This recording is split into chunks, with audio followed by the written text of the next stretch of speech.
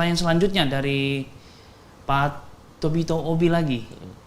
Apa-apa saja peran Israel di masa tribulasi 1000 tahun dan langit baru? Apakah gereja hilang peran di masa-masa itu? Oke, baik. Jadi apa saja peran Israel di masa tribulasi? Kita mulai tribulasi dulu ya.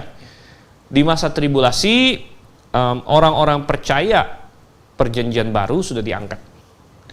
Jadi masih ada gereja nggak di muka bumi ini? Saya percaya masih akan ada banyak gereja di muka bumi ini, karena banyak gereja itu jauh dari kebenaran dan isinya mereka penuh dengan orang yang tidak lahir baru.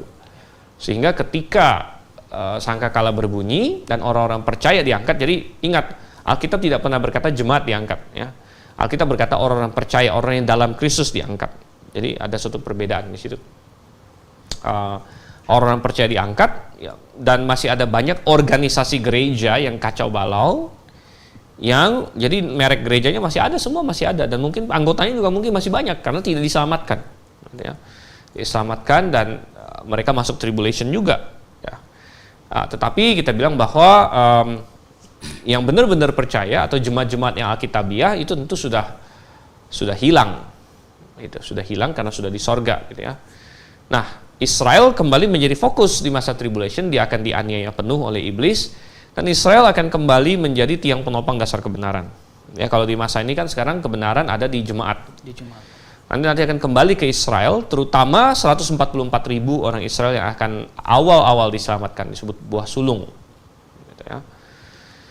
Nah, mereka akan dianiaya setengah mati, tapi mereka akan bertobat secara nasional, akhirnya menerima Yesus, dan akhirnya Yesus kembali dan akan masuk ke dalam kerajaan 1000 tahun. Di kerajaan 1000 tahun Israel akan memainkan peran sebagai bangsa yang terutama di situ. Akan menjadi yang sulung dari antara semua bangsa, dan Yerusalem akan menjadi pusat pemerintahan dunia pada waktu itu. Dan kita yang sudah diangkat akan turun kembali bersama Yesus di akhir tribulation, dan kita akan ikut memerintah bersama dengan Kristus. Jadi memerintah di situ, memerintah atas orang-orang yang masih dalam tubuh biasa, yaitu yang lolos dari tribulation, orang-orang yang percaya yang lolos dari tribulation, gitu ya. Kemudian nanti di langit baru bumi baru, nah itu sudah beda, itu sudah masuk ke kekekalan. Langit baru bumi baru sudah kekekalan, jadi sudah beda sama sekali, dan itu bisa jadi ya tidak ada lagi pembedaan bangsa dan lain sebagainya, bisa jadi, gitu ya. Oke. Masih ada pertanyaan selanjutnya, Pak. Apakah gereja hilang peran di masa itu, Pak? Ya kan sudah saya jawab di masa tribulation. Baik. Ya.